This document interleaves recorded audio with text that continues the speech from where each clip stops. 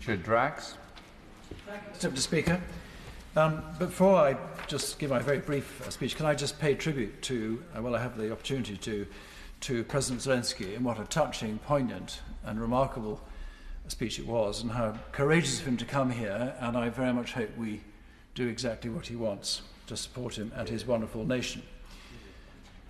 First, can I pay tribute to Dorset Police, who are which is a wonderful force, and they do a fantastic job in trying to keep us all safe and to catch criminals, of course, which are their two primary tasks.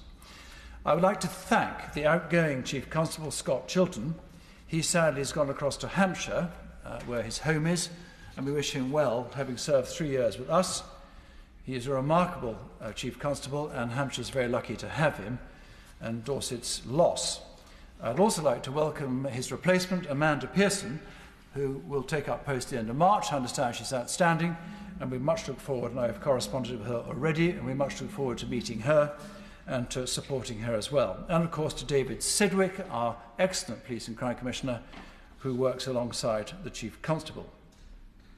The government, I spoke to the Minister, who sadly is gone, but I was very grateful to my little friend yesterday to hear that at last, and as we've heard before on all sides of the House, the funding formula is going to be looked at, and let's hope finally it really is.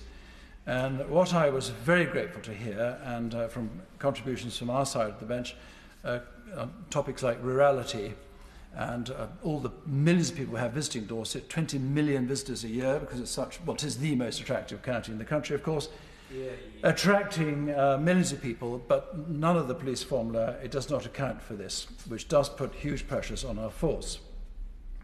So we welcome the extra funding that Dorset's had. However, we still have issues with the funding formula, as I've said.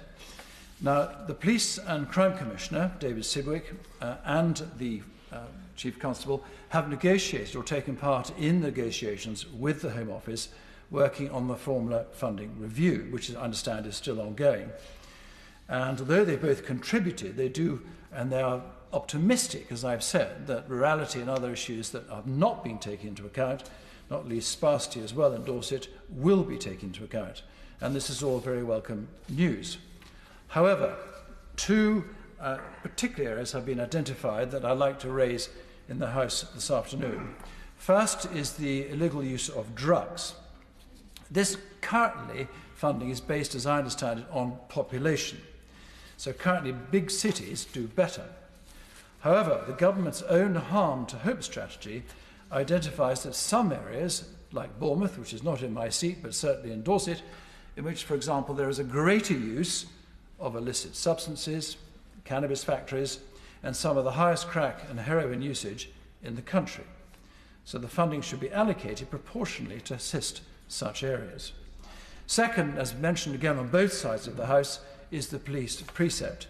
Now, my right honourable friend for South West Bedfordshire, who spoke so eloquently, I think if I refer to my notes, was complaining about 45% or thereabouts coming from his precept. I think that was right, or thereabouts. Dare I say in Dorset, and I can tell my friend, it's 51.5%. So we have probably one of the highest in the country, and already we pay a huge council tax as it is, which is historic, and the fact that we have such a rural community. And this is just another tax on local people, which I just don't think is fair. And the funding for this particular, this for Dorset and all the issues that we have, must come from central government. So I would urge, please, the government to come up with this funding formula correction as soon as they possibly can. And if perhaps when the Minister sums up, we can get some indication. I'm assuming it won't happen until the budget, because he can't say what he can and can't do until the Chancellor has given him the okay. So as I say, some police forces, their funding is 20% of their activities from the precept, 20%, and as I've said just a moment ago, our precept accounts for 51.5, which I really don't think is fair. And Dorset Police have been one of the lowest funded police forces for as long as I can recall. And I remember campaigning for this back in 2006, when I first became the candidate for South Dorset, which seems an awful long time ago, and not much has changed.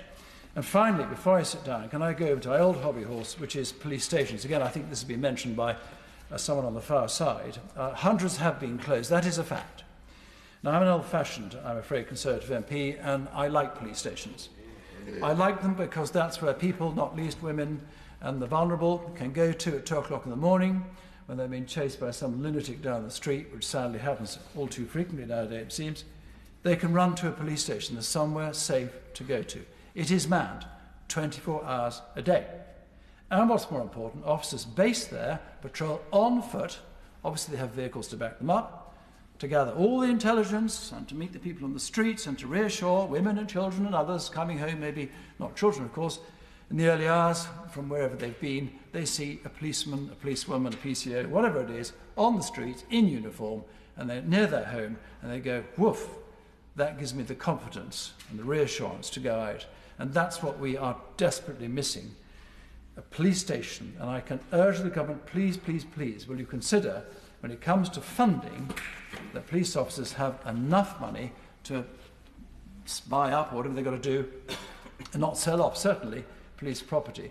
Now, I'll end just by touching on Portland, which is a beautiful island in my constituency, a population now of circa 13,000, Mr. Deputy Speaker. There used to be a police station there, and I can confidently say it was an inspector and more than 10, and now it's a visit by a car, if they're lucky, and of course response to a crime. Now, I believe an island with 13,000 people on it needs a police station. Islanders think this, I think this, and can I please make this point firmly to the Minister and to the Government.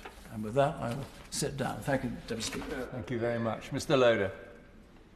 Thank you.